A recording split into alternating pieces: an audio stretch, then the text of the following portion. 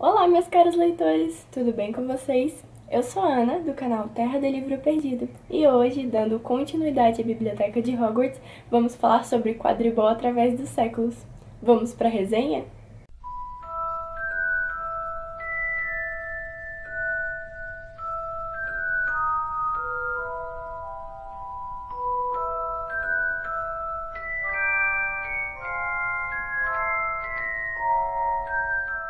E neste segundo vídeo vamos nos aprofundar em quadribol através dos séculos. Eu já fiz o primeiro vídeo, que foi Biblioteca de Hogwarts, e falando sobre a resenha de Animais Fantásticos de Onde Habitam. Eu vou deixar o card passando aqui em cima, caso você ainda não tenha assistido, e eu sugiro que assista esse primeiro, porque é o primeiro dos vídeos. Como eu já havia mostrado a estética do livro bem detalhadamente no outro vídeo, eu vou focar mais no conteúdo desse vídeo. Ah, e não esqueçam, esse vídeo contém spoilers. Eu esqueci de avisar no outro, mas esse aqui tem, porque eu vou focar na história do quadribol. Ou seja, eu vou revelar curiosidades e fatos interessantes que existem dentro do livro.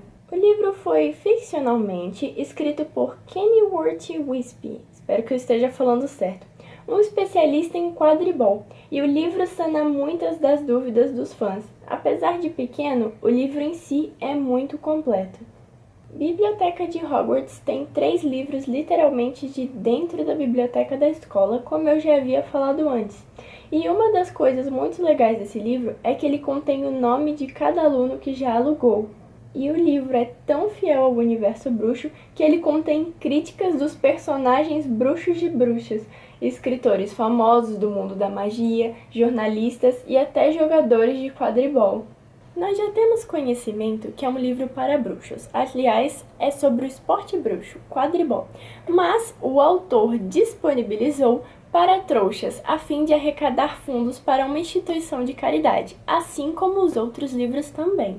A arrecadação de fundos vai para a Comic Real Life, e caso você não conheça, é uma organização britânica que ajuda a combater a fome na Etiópia, e hoje ajuda a combater a pobreza no Reino Unido.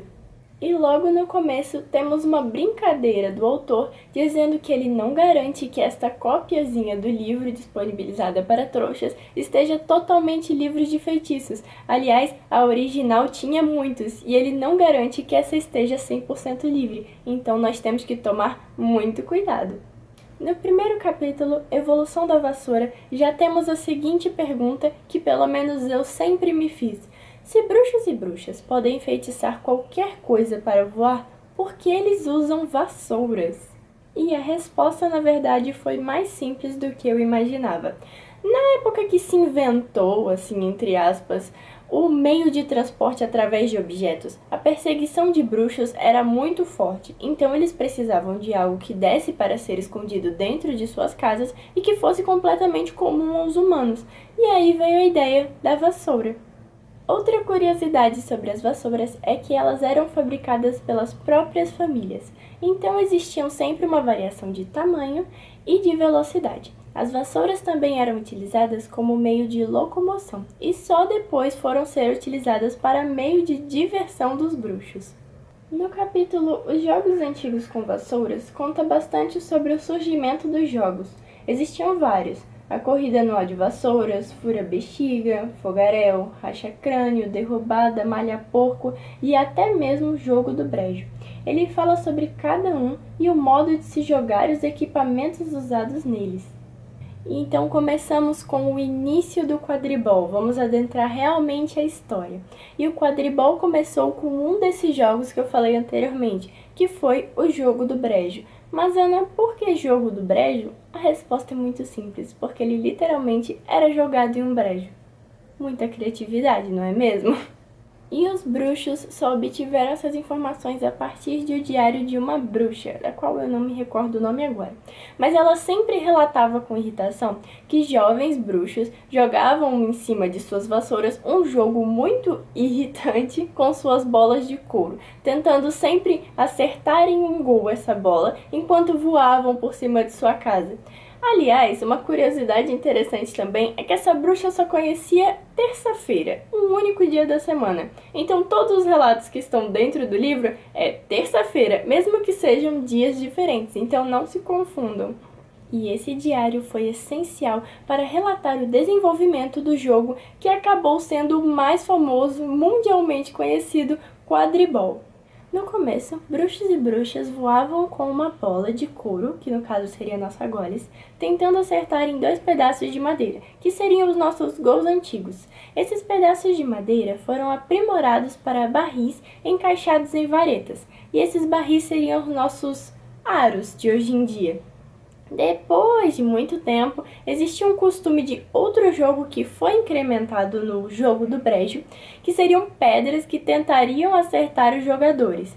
E essas pedras foram aprimoradas para os nossos balaços da atualidade, só que as pedras seriam a versão mais perigosa. E como não havia pomo de ouro, nada mais justo do que eu falar sobre o surgimento, a aparição do pomo de ouro. Na época existia, ou ainda existe, se me recordo, um passarinho chamado pomorim dourado, e suas habilidades eram altas em fugir de predadores e ele também possuía uma alta velocidade. Os jogadores do jogo do brejo achavam interessante colocar o passarinho na partida e apostarem quem conseguir pegar o passarinho durante o jogo ganhava a partida. Só havia um problema nisso tudo. Muitas vezes, durante a partida, por ter um corpinho muito frágil, o pomorim dourado era machucado e até mesmo esmagado. Essa prática foi considerada muito cruel e depois de muitos séculos foi proibida o uso do pomorim no meio dos jogos. E assim foi inventado o pomo de ouro. Um especialista em enfeitiçar metais projetou o pomo para imitar o corpo do passarinho e ter a mesma leveza e destreza que ele. E essa vocês vão gostar de saber. Existiam regras que os jogadores deveriam seguir para que os trouxas não os vissem, certo? Para proteger a comunidade mágica. Mas, obviamente, essas regras não foram seguidas, porque caiu no nosso conhecimento, no conhecimento trouxa, que bruxos voavam em vassouras. E como você acha que nós sabemos disso? Exatamente, a partir do jogo do brejo, ou do quadribol, atualmente. Nós vimos muitos bruxos jogando que não seguiam as regras, e graças a ele, nós ganhamos esse pequeno conhecimento. Por conta desses segredos revelados, o quadribol acabou sendo proibido por alguns séculos. Mas não se preocupem, depois de um tempo ele voltou à ativa, já que a popularidade do jogo sempre aumentava e crescia, fazendo partidas escondidas. E o Ministério não teve escolha a não ser revogar a proibição. O campo de quadribol tomou o formato oval, e existe até mesmo um desenho no livro mostrando as partes do campo. A pequena área, a cesta de gol e o círculo central da liberação das bolas. As modificações no jogo, como todo jogo tem durante muitos anos, não foram muito bem aceitas pelos bruxos, e algumas geraram até revoltas que saíram no Profeta Diário. Inclusive, Profeta Diário, por falar nisso me lembrei. Existem vários pedaços do Profeta Diário que podemos ler dentro do livro. Vamos falar um pouquinho das bolas. A Goles é uma bola com a finalidade de fazer gols, enfeitiçada para que grudasse nas mãos, e seus modelos antigos eram bem diferentes. O primeiro modelo possuía uma corda amarrada, e o segundo modelo possuía buracos para os dedos. Ela é feita de couro enfeitiçada também para cair devagar. E por que cair devagar, Ana? Porque elas são marrons. E antigamente era lama, ou seja, o brejo. Então era muito difícil achar as bolas quando elas caíam e isso tomava tempo da partida. Então decidiram enfeitiçar para que ela caísse bem devagar, como uma pena, e desse do tempo do jogador pegar. Já os balaços, como todos nós conhecemos, têm uma única função: acertar os jogadores. Existem até inclusive jogadores responsáveis por impedir isso, mas vamos falar deles mais pra frente. Os balaços inicialmente eram pedras no passado e depois foram substituídos por chumbo e só muito tempo depois começaram a ser feitos de ferro. E por último, o pomo de ouro. Sua captura leva à vitória do jogo. O pomo de ouro, como já dissemos antes, imita um pomorim dourado e é muitas vezes considerado impossível a captura pela sua velocidade e destreza. Falando de jogadores e suas funções, vamos começar pelo goleiro, a qual função o próprio nome já diz: impedir que o time inimigo marque gols nos seus aros. Mas o goleiro pode sim sair da pequena área, que é onde ele fica, e tentar marcar gols, desde que ele volte correndo para impedir gols do time inimigo. Os batedores são aqueles que impedem que os balaços acertem o seu time para não machucá-los. Eles usam bastões para rebatê-los. Já os artilheiros marcam os gols e os apanhadores são aqueles responsáveis por pegar o pomo de ouro. Normalmente são eles que mais se machucam durante a partida. No livro existem várias regras sobre quadribol, os nomes dos movimentos e até mesmo um quadro de faltas. O livro também contém os nomes dos times existentes, conta um pouco da história dos times, descreve os uniformes, os mascotes, dá as datas de quando foram fundados, quantas vitórias eles possuem e até mesmo algumas curiosidades sobre eles. Uma coisa que você já deve ter se perguntado: será que os jogadores não se sentem desconfortáveis montando cabos de vassoura durante uma partida tão perigosa? Bom, eu sempre me perguntei isso e o livro também responde. Na verdade, existe um feitiço amortecedor que ele mostra no livro, para que os jogadores não se sintam tão desconfortáveis em suas vassouras. Os desenvolvimentos das vassouras começam desde a pior e vai uma evolução até a nossa queridíssima e conhecida Nimbus 2000, que é considerada a melhor vassoura para o jogo de quadribol.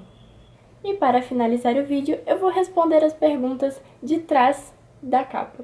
O que são essas perguntas? Quando nós lemos para saber o que é o livro, existem 3 perguntinhas que ele fazem e eu gostaria de responder. Primeira delas é: se você algum dia quis saber como surgiu o pomo de ouro, que já falamos no vídeo, que foi o pomorim dourado que deu origem a essa pequena bolinha voadora. Qual é a origem dos balaços, que eu também já expliquei, que antigamente eram pedras, na realidade, que tentaram acertar os jogadores, mas que vieram originárias de outro jogo, específico que também está aqui no livro. Ou porque o time dos vagabundos de Winton tem a estampa de cutelos de açougueiro no uniforme. Se isso se dá porque eram filhos de um açougueiro e colocaram esse cutelo em homenagem ao seu pai. Também está na seção de times. Então é isso, pessoal. Acabamos o vídeo por aqui. Eu espero que vocês tenham gostado. Não esqueçam de se inscrever no canal para continuar acompanhando as novidades. Então é isso, meus queridos leitores. Até o próximo vídeo.